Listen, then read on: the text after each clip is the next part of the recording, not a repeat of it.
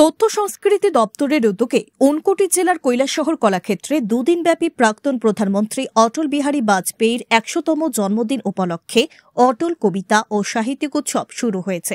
এই অনুষ্ঠান মঞ্চে উপস্থিত ছিলেন ক্রীড়া ও যুব কল্যাণ দপ্তরের মন্ত্রী টিঙ্কু রায়, তপশিলি জাতি কল্যাণ দপ্তরের মন্ত্রী সুধাংশু দাস, আসাম থেকে আগত সাহিত্য একাডেমিক পুরস্কারপ্রাপ্ত দিগন্ত বিশ্ব শর্মা, ত্রিপুরা সাহিত্য একাডেমিক পুরস্কারপ্রাপ্ত শ্রীমতী এস গম্ভিনী, কৈলাসহর মিউনিসিপাল কাউন্সিলের চেয়ারপারসন শ্রীমতী চপলা দেবরায়, তথ্য ও সংস্কৃতি দপ্তরের সচিব পি.কে. চক্রবর্তী, জেলা শাসক ও সমাহর্তা দিলীপ কুমার চাকমা, ঊনকোটি জেলা পরিষদের সভাধিপতি অমলেন্দু দাস সহ আরও অনেকেই। প্রথমে প্রদীপ প্রজ্বলনের পর অটলজির প্রতিকৃতিতে পুষ্পার্ঘ্য অর্পণ করা হয়। প্রত্যেক বক্তাই অটলজির কবিতা, সাহিত্য ও জীবনী নিয়ে আলোচনা করেন। এই উৎসবে রাজ্যের ও বহিরাজ্যের প্রায় ১৫০ জনের মতো কবি ও সাহিত্যিক অংশগ্রহণ করেন।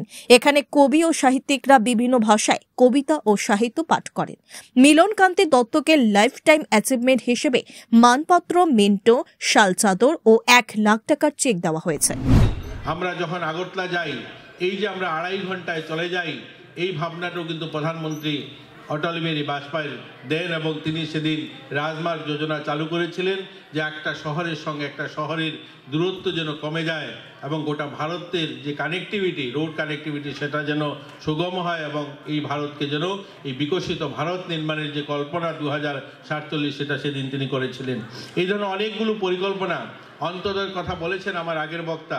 এই অন্তোদয়ের ভাবনাটাও কিন্তু আমাদের অটল বিহারী বাজপেয়ী ওনার জন্মদিনে আজকের থেকে প্রায় ২৪ বছর আগে 2000 সালে যখন তিনি প্রধানমন্ত্রী ছিলেন, রাজস্থান থেকে তিনি ওনার জন্মদিনে সবাই যখন মন্ত্রিমণ্ডলের সকলে বলছিল যে বিভিন্ন অনুষ্ঠান করবে, তিনি বলছেন যে আমার জীবনের লক্ষ্য যে আমি আমার এই ভারতের গরিব ভারতের যে মানুষ, তাদের জীবনমান উন্নয়ন হোক, তাদের পিছনের সারিতে যারা আছে তাদেরকে এগিয়ে নিয়ে আসা, এই অন্তোদয়ের ভাবনা সেদিন শুরু হয় এবং অন্তোদয় যোজনা চালু করা হয়।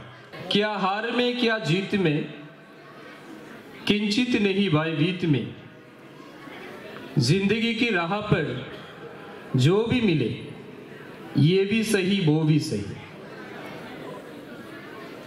রাজনৈতিক জীবনে, ব্যক্তি জীবনে ভয়ভীতকে উপেক্ষা করে